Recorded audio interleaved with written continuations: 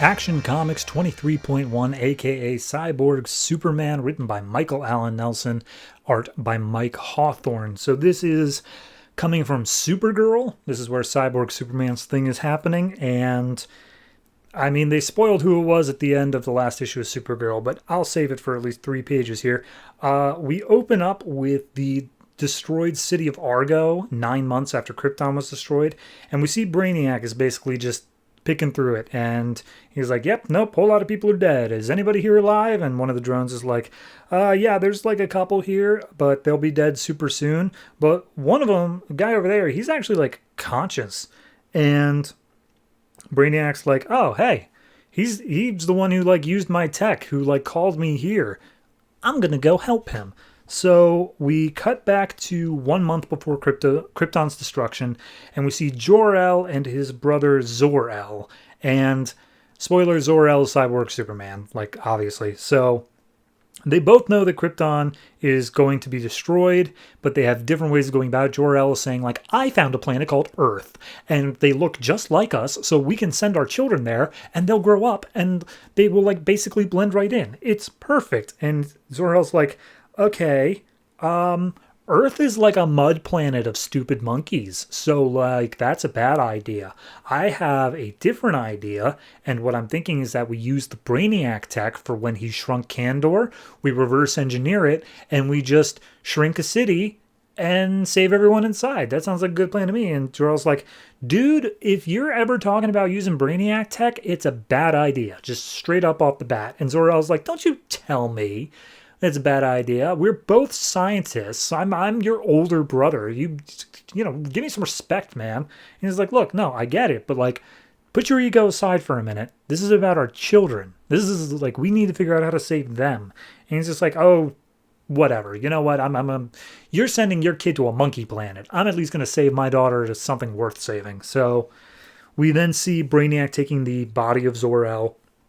And he's basically like, yeah, this guy's the brother of Jor-El, and Jor-El's one I actually respected. So what we're going to do is we're just going to take out a bunch of the bits of his body, including the parts of his brain that have like memories and critical thinking.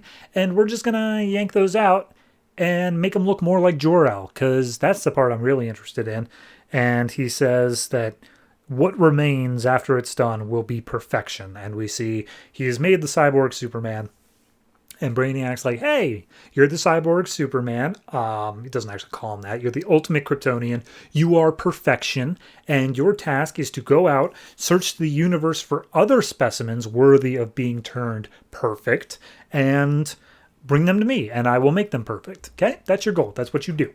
So we go back to Krypton. We see that Allura, Zor-El's wife, is like, oh, honey, what are you doing? Why are you still up? Let's go to bed. And he's like, nah, I got to get this done. It's really important I get it done before tonight. And he's like, okay, well, what is it? It's like, this is it's a energy cell thing I need to work on. It's like, that doesn't sound like it's super important. He's like, well, it is, honey.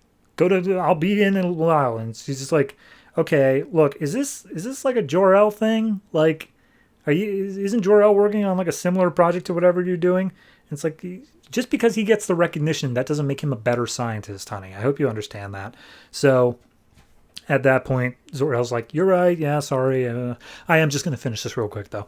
So we go to a planet called Campara, and I'm just going to get all the Campara stuff out of the way now because it's just not a lot of substance, but it's there. He comes down to the planet. He's unable to understand any of the aliens that speak there. So he, like, takes these tendrils and drills into their brains and learns their language. And he's like, great, perfect. Do any of you want to be perfect? And everyone's like, oh, God, he's killed these people. And he's like, okay, well, all of you are weak and scared and pathetic. Tell me where your perfect people are. And one of them points up in the sky to this like castle that's floating up there. And he makes his way up there, and that's where all the rich people are hanging out. And he's like, hey, any of you want to be perfect? And one of them steps up and he's like, psh, I'm already perfect. I am the elite Camparan. And he's just like, okay, so do you want to be perfect or not? And so the guy taunts him, says like, oh, why don't you come here, fight me mano a mano. And so Cyborg Superman just comes up, grabs him by the throat, and is just like, okay, so here's the deal. I need to know that you are ruthless enough to become perfect, so either you get to live or everyone that you love on your little floating castle thing gets to live. Which is it? And the guy says, oh, please don't kill me. He's like, That's a positive enough answer. So he kills all of this guy's family. And then Cyborg Superman's like, now, do you want to become perfect? He's like, oh God, you killed my family. I can't believe it. I'm begging you, please. And he's like, perfect things don't beg. So he drops the guy to the ground. And then he comes across the military of Kampara, which is basically just like, okay, open fire, take this guy out. And he's just like, I don't want to deal with this, but possibly one of you is going to be like high enough up the chain. So he goes up, he manages to find the general, and he's like, General, do you want to be perfect? And he's like, I don't like you. I don't like whatever it is you're offering, but I know I am strong enough to take you on. He's like, no, you aren't. And he's like, yes, I am, because I'm willing to die for it. And he says, now. And then all of the ships around them just self-sabotage and destroy the ship that Cyborg Superman is on in an effort to take him out. And so Cyborg Superman's like, self-sabotage, that's not perfect. So going back into the story real quick, we see Zor-El is still working on whatever machine he's trying to do. He's trying to reenact the Brainiac stuff. Kara comes up and is like, hey, Dad, what are you doing? He's like, honey, hey, don't leave town because I might need you very quickly to do something for me. And she's like, okay, you're kind of acting weird, Dad. And he's like, right, it's complicated. Just trust me on this. And she's like, okay, well, I'm going off to do things with my friends. Bye. And she's like, right, but stay close. So at this point, we then see it's moments before the destruction of Krypton, and Zor-El caved. He sent Kara off in a rocket because he wasn't completely confident in his own abilities. And Allura's like, is your project going to work? And he's like, yeah, no, totally. We're totally going to be safe. And he's like, if you believed that, you wouldn't have sent our daughter away. And he's like, I had to be careful with her. I'm sorry. I know I should have been a better husband. And as she's drinking, she's like, yeah, I wish you were a better scientist, like your brother. And he's just like, oh God, why do you got to do that to me? So at that point, we see he's 2 days after the destruction of Krypton, the city of Argo is still alive, but it's not thriving. There is a problem. Like, they cannot continue to live like this for long. So he's already building like a beacon, a distress signal, and he's basically trying to signal Brainiac, like, hey, get us out of here, help us. And so as people in the city start dropping dead, he's just working on this, saying he's got to come, he's got to be here. I know he's going to save us. And in the end, yeah, we see what we saw at the end, where there was no one left. Everyone else was dead. Zor-El was the only quote-unquote survivor.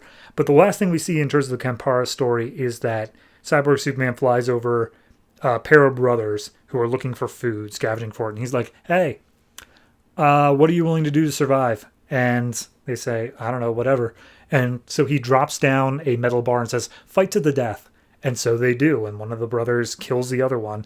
And he's like, are you going to give me food now? And he's like, yes, I will. And so he heat visions his brother's body and says, there, eat of his flesh, and you will become stronger. And the brother just runs away, because obviously that's totally messed up.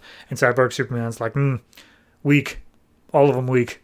I need perfection. So, yeah, that's the book. I enjoyed it. I think it's a solid look into how flawed of a character, even when he had his memory wiped, there's still this idea of how flawed of a scientist, how like insecure he was in his own abilities, Zor-El was. And then when he becomes Cyborg Superman and he's told you're now this perfect being, he takes that and he starts preying on the insecurities of others. He starts really laying it down, saying, oh, all of you are weak the same way that I was. And even if he doesn't remember it, it seems like it's a subconscious thing. So, yeah, no, I enjoyed it. I think it's a solidly written book. Overall, I would say my only issue is that Cyborg Superman's kind of a one note in terms of all he says is like, yes, you're weak. Like, I want him to talk more. I want to know more about his character. But I get enough of that in Supergirl. So I'll go ahead and say this one is a solid 8. I really do enjoy it. I think it's a nice in-depth look of at least Zor-El, if not Cyborg Superman. And, yeah, I like it.